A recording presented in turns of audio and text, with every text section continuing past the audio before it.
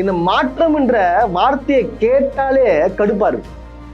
மாற்றம் வேணும், மாற்றம் வேணும், மாற்றம் வேணும், மாற்றம் வேணும், மாற்றம் வேணும். இப்ப என்ன வருது? நாற்றம் தான் அடிக்குது. ஆட்சி சரியா நடக்கலாம், அதுக்கு திமுக தான் காரணம் சொல்றீங்களா? கோவையில ஒரு பிரச்சனை நடந்துக்குது, சிஎம் என்ன பண்ணுவாரு? நீங்க ஏன்டா சும்மா வந்து திமுக உடன்பிறப்புகளே, திமுக இன்ஃபுளுன்சர் ஒரு செருப்பால் அடி பண்ற, ஏன்டா அப்படி பண்றீங்க? டிவிகேன்ற ஒரு கட்சி உள்ள வந்ததால குடும்பத்துல பிரச்சனை நடக்குது, ஃப்ரெண்ட்ஸுக்குள்ள பிரச்சனை நடக்குது, கூட்டணியா ஒன்னா மண்ணா இருந்தவங்க கூட அவங்க சண்டை போட்டுக்கிறாங்க. விஜய் ஆட்சி வந்தா அப்படி, திமுக ஆட்சி வந்தா இப்படி, இப்படியே பேசினா எப்படி? அட எப்படிங்க? ஐயோ தலையே சுத்துது.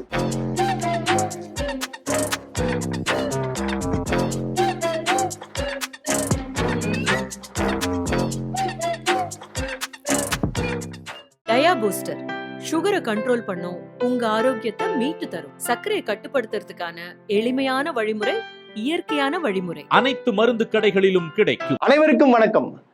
இந்த மாற்றம் என்ற ஒரு பேரை கேட்டாலே எனக்கு கடுப்பா இருக்குங்க. என்னடா அது மாற்றம்ன்றது ஒரு நல்ல வார்த்தை, நல்ல சொல்லு. ஸோ மாற்றம் தான் ஒரு சேஞ்ச் அப்படின்னு சொல்லிட்டு ஒரு இது இருக்கும் இல்லையா நமக்குள்ள. ஆனா இப்போ இந்த மாற்றம் என்ற வார்த்தையை கேட்டாலே கடுப்பா இருக்கு. மாற்றம் வேணும், மாற்றம் வேணும், மாற்றம் வேணும், மாற்றம் வேணும், மாற்றம் வேணும். இப்ப என்ன வருது? நாற்றம் தான் அடிக்குது. அந்த மாதிரி சூழ்நிலையில தான் இப்போ தமிழ்நாடு இருக்கு. எங்க பார்த்தாலும் போராட்டம், போர்க்களம். என்ன இது? ஏன் போராடுறாங்க? மக்களை எப்படி போராடுறாங்க? ஆட்சிக்கு வந்து 20 நாள் தான், 20 நாள் தாண்டிச்சு. இன்னமும் ஏன் போராடுறாங்க? தண்ணி வரலன்னு ஒரு போராட்டம், கரண்ட் வரலன்னு போராட்டம். கரண்ட் ஏன் வரலன்னு காரணம் திமுக தான் காரணம். கடவுளே, அதாவது எங்க போனாலும் திமுக தான் காரணம். இப்போ அவங்களுக்கு தெரியல, கவர்மெண்ட் உங்ககிட்ட தானே இருக்கு. கவர்மெண்ட் உங்ககிட்ட தானே, உங்களை எதிர்த்து யாரும் பண்ணவே முடியாது. அப்புறம் எப்படி நீங்க சும்மா திமுகவே குறை சொல்லணும்? எப்படி இது? என்ன சொல்ல வரீங்க? இப்போ உங்க ஆட்சி சரியா நடக்கலாம், அதுக்கு திமுக தான் காரணம் சொல்றீங்களா? என்ன, அதாவது மக்களுக்கு நீங்க உங்க ஆட்சிக்கு வந்து என்ன சொல்ல விரும்புறீங்க? நீங்க என்ன முன்னாடி சொன்னீங்க, இப்ப என்ன சொல்ல வரீங்க? அது மட்டும் சொல்லுங்க, தெளிவா சொல்லிடுங்க. அதாவது ஆட்சி முறைன்றது ஒண்ணு இருக்கு. அதாவது பாத்தீங்கன்னா தொடக்கத்திலேயே பாத்தீங்கன்னா தொடக்கம்லயே பாத்தீங்கன்னா நம்ம சிஎம் முன்னாள் முதலமைச்சர் வந்து சொன்னபடியே கையெழுத்து போட்டாரு. இலவச பேருந்து மகளிர் விடியல் பயணம்ன்ற ஒரு திட்டத்தை வந்து கொண்டு வந்தாங்க. அது வந்து அமோக வரவேற்பு முதல் கையெழுத்து. ஆனா முதல் கையெழுத்து நீங்க என்ன பண்ணுவீங்கன்னு சொன்னீங்க? மாதம் 200 யூனிட் ஃப்ரீன்னு சொன்னீங்களா? அடுத்தது என்ன சொன்னீங்க? விடியல் பயணம் மாதிரி அங்க ஒரு பார்த்தீங்கன்னா மகளிர் என்னுடைய அக்கா தங்கைகள், பாட்டி, அத்தை அவங்களாம் வந்து பயணிக்கணும் அப்படின்னு சொல்லிட்டு விஜய் அவர்கள் என்ன சொன்னாரு? தமிழ்நாடு முழுக்க முதல் கையெழுத்துங்க. அதே 2 மாசம் கையெழுத்து கிடையாது, முதல் கையெழுத்து சொன்னாரு. செக் பண்ணி பார்த்துங்க. சொன்னீங்களா? அது எங்க? அதை நடைமுறைப்படுத்துறீங்களா? இல்ல. அப்புறம் வந்து தொடக்கத்திலேயே வந்து ஒரு பாத்தீங்கன்னா தவறான ஒரு விஜய். இப்போ சொன்னதை நீங்க செஞ்சிருந்தீங்கன்னா, சொன்னது செஞ்சுட்டாருப்பா, பக்காப்பா, சூப்பர்ப்பா, சொன்னதை அப்படியே செஞ்சிட்டாரு அப்படின்னு சொல்லுவாங்க. ஆனா நீங்க செய்யவே இல்லையே. எல்லாமே பாத்தீங்கன்னா மாற்றம் தான் நடக்குது. விவசாயிகள் கடன் வந்து ரத்துன்னு சொன்னீங்க, ஆனா என்ன சொல்லிட்டீங்க? 50,000 கடன்றீங்க. ஸோ இந்த மாதிரி பண்ண எப்படி இது? ஆனா இதுக்கும் பாருங்க, இந்த இன்ஃப்ளூயன்சர்ஸ் எல்லாம் இருக்காங்க பாருங்க, அப்போ ஒரு பேச்சு, இப்போ ஒரு பேச்சு, அப்போ ஒரு பேச்சு, இப்போ ஒரு பேச்சு. அது என்ன பேச்சுன்றத இப்ப நான் உங்களுக்கு காட்டுறேன். அதாவது இப்போ என்ன இந்த டிவிகே இன்ஃப்ளூயன்ஸ் எல்லாம் பேசுறாங்கன்றத பாருங்க. இன்ஃப்ளூயன்சர்ஸ் அவனுங்களெல்லாம் இதுல அடிக்கணுமா இல்ல இதுல அடிக்கணுமா? ஏண்டா நெஞ்சில உங்களுக்குலாம் ஈரமே இல்லையா? மனசாட்சின்னு ஒண்ணு இல்ல? ஏண்டா கோயம்புத்தூர்ல சின்ன பொண்ண ரேப் பண்ணி கொலை பண்ணப்பட்டிருக்கா. அவளுக்கு நியாயம் கேட்டு போராடாம அந்த டெத்துக்கு சிஎம் என்னடா பண்ணுவாரு? நான் தெரியாம கேக்குறேன். கொலை பாத்தீங்களா? அதாவது ஒரு கோவையில ஒரு பிரச்சனை நடந்துக்குது, சிஎம் என்ன பண்ணுவாரு? நீங்க ஏன்டா சும்மா வந்து திமுக உடன்பிறப்புகளே, திமுக இன்ஃப்ளூயன்சர் ஒரு செருப்பால் அடி பண்ற, ஏன்டா அப்படி பண்றீங்க அப்படின்னு சொல்லிட்டு இப்ப சொல்றாப்புல. இப்ப திமுக ஆட்சியில இதே ஆளு, இதே மூஞ்சி என்ன சொல்லுதுன்னு பாருங்க. கொல்ல ஃப்ரீக்வெண்டா நடக்குதுன்னா அந்த கவர்மெண்ட் எந்த லட்சணத்துல இருக்குன்னு நம்மளால ஈஸியா சொல்ல முடியும். ஆனா ஒரு ஸ்டேட்ல பல பெண்கள் ரேப் பண்ணப்பட்டு கொலை செய்யப்படுறாங்க அப்படின்னா அந்த ஸ்டேட் கவர்மெண்ட் எந்த லட்சணத்துல மக்களுக்கு பாதுகாப்பு கொடுக்குறாங்க, எந்த லட்சணத்துல அந்த கவர்மெண்ட் நடக்குதுன்னு நம்மளால ஈஸியா சொல்ல முடியும். பாத்தீங்களா? அதாவது இப்படிதான் இருக்கிறானுங்க, இப்படிதான் எல்லாருமே இருக்கானுங்க. அதாவது திமுக ஆட்சியில இருந்தா கவர்மெண்ட் பிரச்சனை, சரிங்களா? இப்போ வந்து டிவி ஆட்சியில இருந்தா மக்கள்லாம் வந்து இதுக்கு நீதி கிடைக்கணும்னு போராடுங்கயா. அதுக்கே வந்து சிஎம் எப்படியா வந்து சிஎம் குற்றம் சாட்டுறீங்க? இதுக்கே கவர்மெண்ட்டை குற்றம் சொல்றீங்க? ஏன் குற்றம் சொல்றீங்க அப்படின்னு சொல்லிட்டு இவங்க பேசுறானுங்க. எனக்கு ஒண்ணுமே புரியலங்க. அதாவது விஜய் ஆட்சி வந்தா அப்படி, திமுக ஆட்சி வந்தா இப்படியே பேசினா எப்படி? அட எப்படிங்க? ஐயோ தலையே சுத்துது. இவன் ஒரு பக்கம் இருக்க, இன்னொரு அம்மா இவங்க கொளத்தூர் தொகுதி போல இவங்க பாருங்க எவ்வளவு தெளிவா எவ்வளவு அழகா பேசுறது மட்டும் பாருங்களேன். கொளத்தூர்ல பவர் கட் பயங்கரமா கண்டிக்கிறாங்களாம். எப்படி கண்டிக்கிறாங்க பாருங்க. ஏன் சொல்ல, இவங்களே காசை கொடுத்து ஒருத்தரை பவர் கட் பண்ண சொல்லிட்டு இவங்களே ஒரு 20-30 பேரை கூடி போய் காலையில பவர் கட்ட போராடுறாங்களாம். அது டிவிகேல இருக்க பசங்க இருக்காங்க பாருங்க, அது ஸ்மார்ட் பசங்க, ஸ்மார்ட் ஒர்க்கர்ஸ். அவங்க உடனே போய் அங்கே நின்று யார் பண்ணா ஏது பண்ணா யார் காசு கொடுத்தா எல்லா விவரத்தையும் எடுத்துட்டாங்க. அசிங்கம் யாருக்கு அசிங்கம்? உங்களுக்கு தாங்க அசிங்கம். அதே மாதிரி ஒரு செவிலியர் இறந்து போனதுக்காக யாரு அங்க போய் ஒரு 20-30 திமுக காரங்களை உட்கார வச்சு அதாவது பாத்தீங்களா?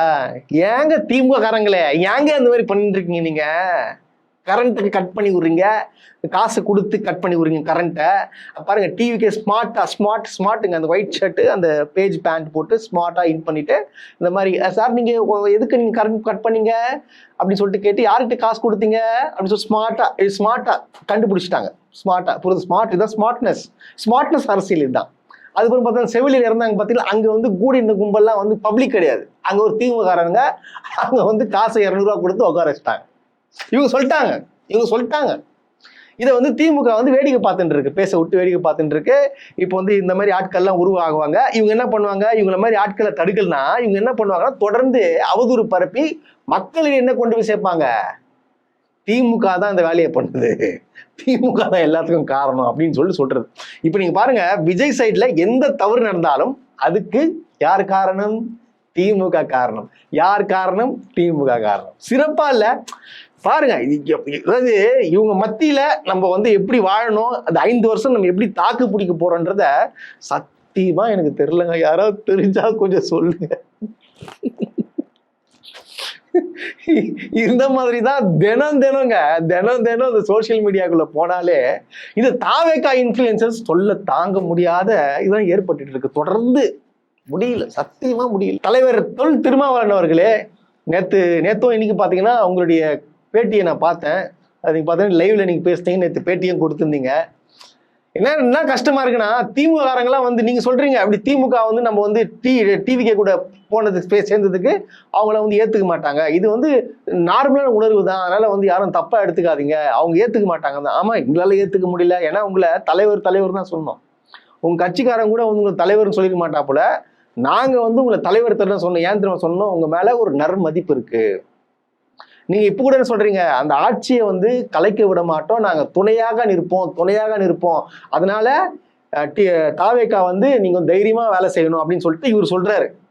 நான் ஒன்னே ஒன்று சொல்றேன், தலைவர் அவர்களே, திருமாவளவன் அவர்களே, என்னன்னா அவங்க வந்து உங்க மேல நம்பிக்கை இல்லாத காரணத்தால மட்டும்தான், யார் மேல? IUML மேல, விசிகா மேல, கம்யூனிஸ்ட் மேல, இந்த 3 கட்சி மேல நம்பிக்கை இல்லாத காரணத்தால மட்டும்தான் என்ன பண்றாங்கன்னா, அதிமுக இருந்து கிட்டத்தட்ட ஒரு 4-5 MLAக்களை தூக்கிட்டாங்க, ரிசைன் பண்ணிட்டு வந்துட்டாங்க. இப்போ அவங்க அதே தொகுதியில நிக்க போறாங்க.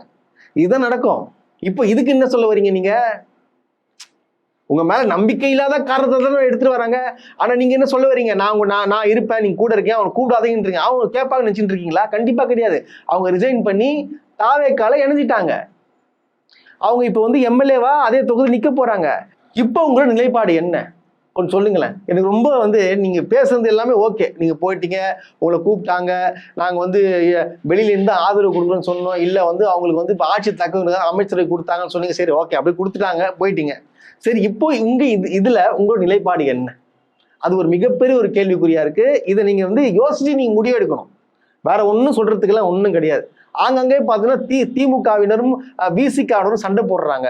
ஸோ அது ஏன்? அதாவது பார்த்தீங்கன்னா ஒண்ணுக்குள்ள ஒண்ணா அந்தருங்க சண்டை போடுறாங்க. எதனால சண்டை போடுறான்னு நினைச்சிட்டு இருக்கீங்க?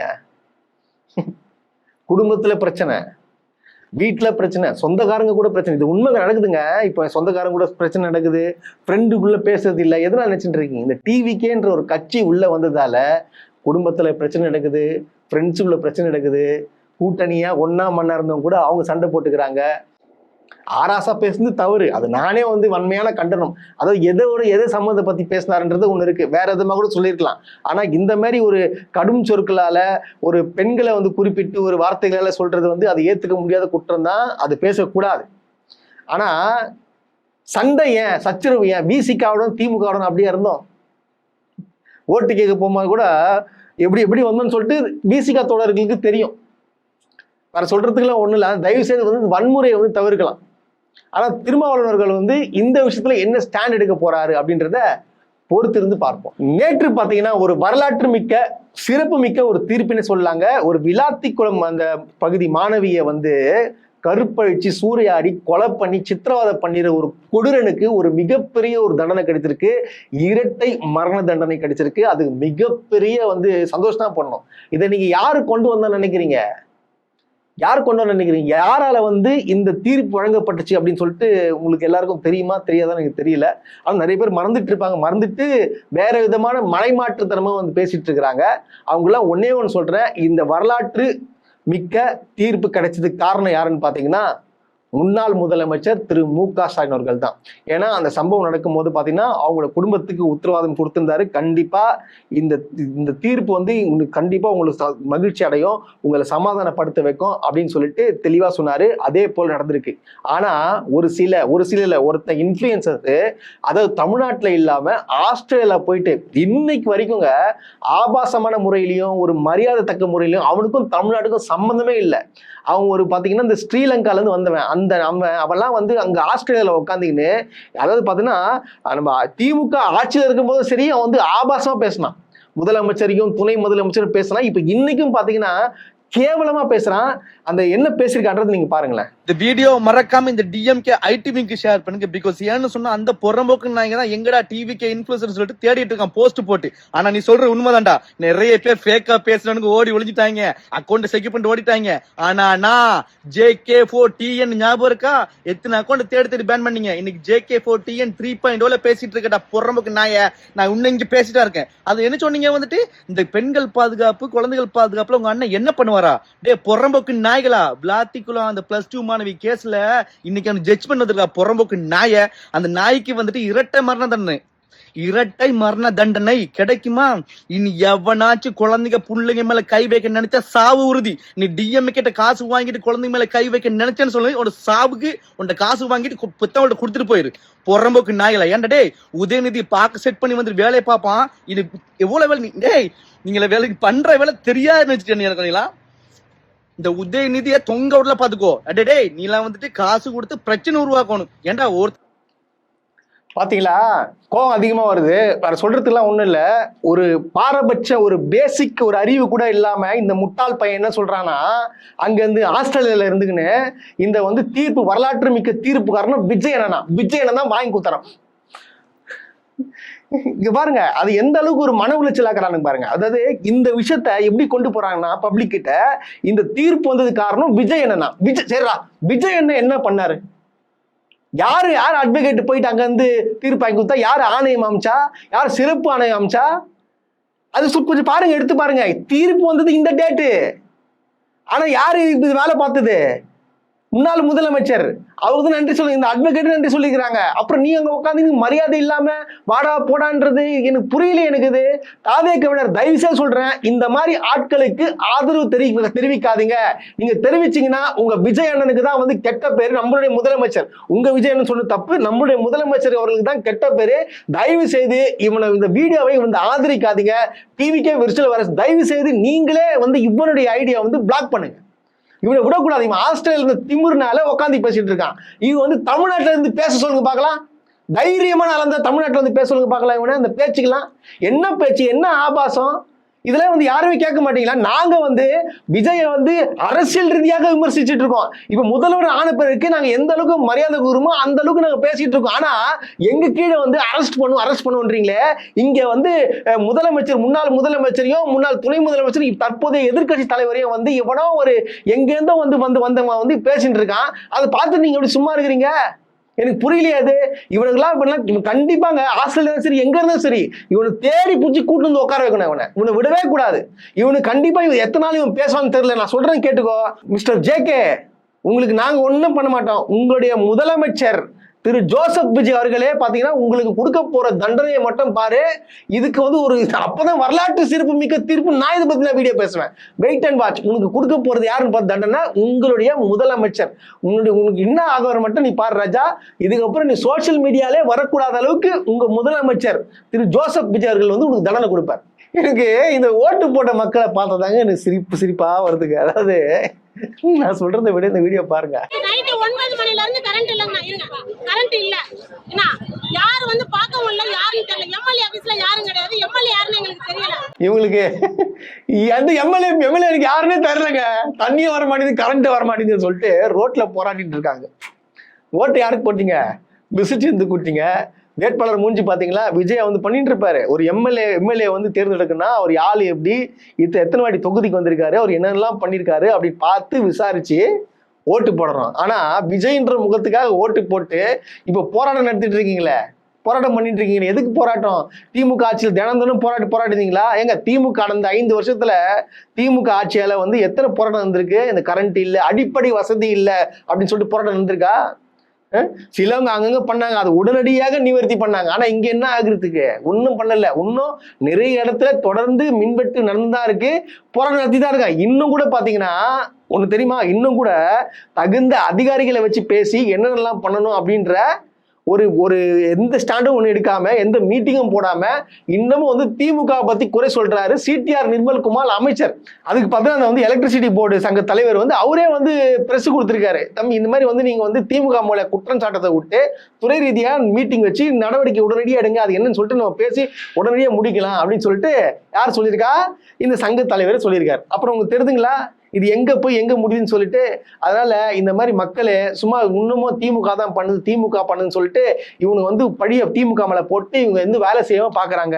இல்லைன்னா வந்து இந்த எலக்ட்ரிசிட்டியை வந்து பிரைவேட் கொடுக்கறதாகவும் ஒரு பேச்சுவார்த்தை அங்கங்க போயிட்டு இருக்கு. இது உண்மையான்னு தெரியல, அரசியல் புரசலா வருது. ஏன் நம்ம சப்ஸ்கிரைபர் கூட கமெண்ட்ல போடுறாங்க, இந்த மாதிரி நடக்கிறது காரணம் இந்த எலக்ட்ரிசிட்டி போர்டை பார்த்தீங்கன்னா தூக்கி பிரைவேட்ல கொடுக்கலாம் அப்படின்னு சொல்லிட்டு பேச்சுவார்த்தை போயிட்டு இருக்கு அப்படின்னு சொல்றாங்க. இது உண்மையா என்னன்னு சொல்லிட்டு தெரியல. ஏன்னா தொடர்ந்து பார்த்தீங்கன்னா இதே மாதிரி வந்துட்டு இருக்கப்ப என்ன பண்ணுவாங்க? இப்ப கவர்மெண்ட்ல வந்து பிரச்சனை இப்ப இது பார்க்க முடியல, அதனால வந்து பிரைவேட்ல கொடுத்துட்டா அவங்க சரியா பார்த்துப்பாங்க அப்படின்னு சொல்லிட்டு சொல்லக்கூடிய விஷயமும் வரும். ஸோ அதுக்காக முன்கூட்டியே நான் சொல்றேன் என்ன நடக்குதுன்னு சொல்லிட்டு தெரியல. ஏன்னா தொடர்ந்து இந்த அளவுக்கு பார்த்தீங்கன்னா மின்வெட்டு வந்து எனக்கு தெரியவே தெரியாது. கண்டிப்பா நடக்கிறது சத்தியமா நடக்கவே இல்லை. அது பார்த்தீங்கன்னா மழை காலம் புயல் காலத்துல பாத்தீங்கன்னா ஒரு 7-8 நாள் கரண்ட் நமக்கு இல்லாம இருந்துச்சு. எங்க பாத்தீங்கன்னா இந்த கஜா புயல் அப்போ வந்துச்சு, உங்களுக்கு எல்லாருக்கும் தெரியாது. அதுக்கப்புறம் பாத்தீங்கன்னா இந்த மாதிரி எல்லாம் கரண்ட் எல்லாம் தொடர்ந்து போனதா நான் பார்த்ததே கிடையாது. இப்படிதான் இருக்கு. இது போக இப்படி ஒருத்தர் போக இப்ப எம்எல்ஏ யாருன்னு தெரியாதுன்னு சொல்லிட்டு சொன்னாங்க. இங்க பாருங்க, ஒரு அமைச்சர், பிரமாதமான அமைச்சருங்க. ஏங்க அவர்லாம் வேற லெவலுங்க. அவரு செம்ம ஐடியா கொடுக்குறாரு, நல்ல ஐடியா கொடுக்குறாரு. அதாவது அவர் சொன்ன ஐடியாக்கள்லாம் பார்த்தோன்னு வச்சுக்கலாம் வேற மாதிரி. இது வந்து யாருமே யோசிக்க மாட்டாங்க. இப்போ இந்த ஐடியா வந்து அமெரிக்கா, ஆஸ்திரேலியாலாம் பார்த்தீங்கன்னா நேற்று கொடுத்த ஒரே பேட்டியில அதை அப்படியே கேட்ச் பண்ணி அவங்களும் வந்து இம்ப்ளிமெண்ட் பண்ணலான்னு போயிட்டு இருக்காங்களாம். அது என்ன ஐடியான்றது என்ன சொன்னார்றது பாருங்க. மெட்ரிக் டன் இப்ப வந்து குப்பை இருக்குன்னு சொல்றாங்க. இதுக்கான தீர்வு பாத்தீங்கன்னா இப்ப அவங்க மறுசுழற்சி பண்றது ஒரு நாளைக்கு 850 டன் குப்பை வந்து இங்க வருது. மாநகராட்சியிலிருந்து வர்றது 850 டன் குப்பை. அப்ப இவங்களுக்கு கெப்பாசிட்டி எவ்வளவு இருக்கு? 1000 டன் கெப்பாசிட்டி தான் மறுசுழற்சி பண்றதுக்கான வசதி இருக்கு. அப்ப மீதி இருக்கிற குப்பை அப்படியே தான் இருக்கு. அதை ஒரு கான்ட்ராக்ட் 40 கோடிக்கு ஒரு கான்ட்ராக்ட் கொடுத்துருக்காங்க. அந்த கான்ட்ராக்டுக்காரர் வந்து 2 வருஷம் அக்ரிமெண்ட் போட்டு கான்ட்ராக்ட் அவருக்கு என்னன்னா அதை சலிச்சு அந்த குப்பையையும் பிளாஸ்டிக் கழிவுகளையும் மண்ணையும் கொண்டு அப்படியே வெளில எடுத்துட்டு போகணுங்கிறது கான்ட்ராக்ட். இப்ப இதுவரையிலையும் கான்ட்ராக்ட் கொடுத்தும் கூட ஒரு பெரிய அளவுல வளர்ச்சி இல்லை. அதுல நீங்க இவங்க கான்ட்ராக்டுங்க பேர்ல 40 கோடி அவங்க சலிச்சு குப்பையை எடுத்துட்டு போற 40 கோடி ஒரு ஃபண்டு இவங்க கான்ட்ராக்ட் கொடுத்துருந்தாலும் இது மாற்று ஏற்கனவே ஒரு 45 கோடி கொடுத்து அது ஒண்ணுமே நடக்கல. அடுத்து 25 கோடி இருக்கிறாங்க, அதுவும் நடக்கல. திருப்பி நீங்க ஒவ்வொரு வேலையும் நிதி ஒதுக்கி இது யார்கிட்ட போகுது, இந்த பணம் யார் எடுத்துட்டு போறாங்க கண்ணுக்கு தெரியாம அது போயிட்டு இருக்கு. இது வழிதாங்க. தோகுடியில வந்து பாறைக்குழி கிட்டத்தட்ட 1100 அடி 1200 அடி பள்ளம் இருக்கு. கிட்டத்தட்ட 1200 அடி பள்ளம் இருக்கு. 200 அடி 300 அடின்னு பாத்தீங்கன்னா கீழே டெப்த் இருக்கு. அதுல கொண்டு போய் கொட்டிட்டோம்னு வச்சுங்களேன், இது யாருக்கும் எந்த பாதிப்பும் வர போறது இல்லை. இதை விட சுற்றுச்சூழல் பாதிப்புலாம் அங்க வராது. பாத்தீங்களா? வரே வா பக்கால பாருங்க. அதாவது இப்ப புரிதுங்களா? இந்த ஐடியா வந்து நேற்று பார்த்துட்டுலாம் அமெரிக்கா, ஆஸ்திரேலியா எல்லாம் பெரிய பெரிய நாடுகள்லாம் வந்து பார்த்துட்டு யார் who is this guy, என்ன அறிவு இருக்கு, இதை அப்படியே உடனே இம்ப்ளிமெண்ட் பண்ணுங்க. அதாவது என்ன சொல்றா அப்படின்னா, குப்பை கிடங்குலாம் இருக்கு பாத்தீங்களா, குப்பை கிடங்குலாம் இருக்குல்ல, அதுல வந்து என்ன பண்றாங்க, கான்ட்ராக்டர் எடுப்பாங்க, 40 கோடி செலவாகுதுங்க. அவங்க போயிட்டு அதை அந்த குப்பைகளை எடுத்து மறுசுழற்சி பண்ணி அதெல்லாம் வேலைக்கே ஆகாதுங்க, திருப்பி குப்பை தான் வந்துட்டு இருக்கோம். அதனால வந்து நம்ம என்ன பண்ணலாம்னா, அங்க கல்குவாரி இது பார்த்தீங்கன்னா 1200 அடி பள்ளம் இருக்கு பார்த்து, அந்த பள்ளத்துக்குள்ள இந்த குப்பைகளை கொட்டிடணுமா, கொட்டினா முடிஞ்சு போச்சு, யாருக்கும் இந்த பிரச்சனை வராது. சூப்பர்ல, இன்னும் ஐடியா பாருங்க. அதான் சொல்றேன். அதாவது சூப்பரா ஓட்டு போட்டீங்கம்மா நீங்க. நல்ல திருவெரும்பூர் மக்களே, வேற மாதிரி நீங்க. கொஞ்சம் கூட ஒரு பேசிக்குங்க. அது அந்த குப்பையை தூக்கி அந்த பள்ளத்துக்குள்ள 1200 அடி பள்ளத்துல கல்குவாரிக்குள்ள நீங்க போட்டு பள்ளத்துக்குள்ள போட்டு மூடினீங்கன்னா அந்த நிலத்தடி நீர் என்ன ஆகும்? ஒரு பாய்சனா மாதிரி அது ஒரு மிகப்பெரிய ஒரு பாதிப்பை உண்டாக்கும். ஆனா தெரியாம இவர் என்ன பண்றாரு, குழி தோண்டி புதைச்சிடலாம், முடிஞ்சு போச்சு, புதைச்சிட்டா என்ன தெரிய போகுதுன்னு நினைச்சிட்டு எவ்வளவு ஒரு சர்வசாதாரணமான 1200 அடி அனல எல்லா குப்பையும் கொட்டிடலாமா, ஒரு சர்வசாதாரணம் பேசுறா போல. யாரு? இந்த திருவெரும்பூர் எம்எல்ஏ. திருவெரும்பூர் மக்களே, உங்களுக்கு தான். அடுத்து இவரு இப்படி இல்ல, இந்த பக்கம் பாருங்க, நம்மளுடைய அமைச்சர், ஃபேமஸான அமைச்சர் ஸ்ரீநாத், அவரு பேட்டி கேட்கறாங்க. இந்த கச்சத்தீவு சம்பந்தமா நோ கமெண்ட்ஸ். No comments. பாருங்க, இதுக்கு முன்பாக இருந்த அரசுகள் பாத்தீங்கன்னா கச்சத்தீவை மீட்போம் அப்படின்றத தொடர்ச்சியா சொல்லிருந்தாங்க. ஆனா எதுவுமே நிறைவேற்றல. இந்த அரசு என்ன மாதிரியான செயல்பாட்டுல இருக்க போகுது? அத பத்தி இப்போ பேச முடியாது. No comments.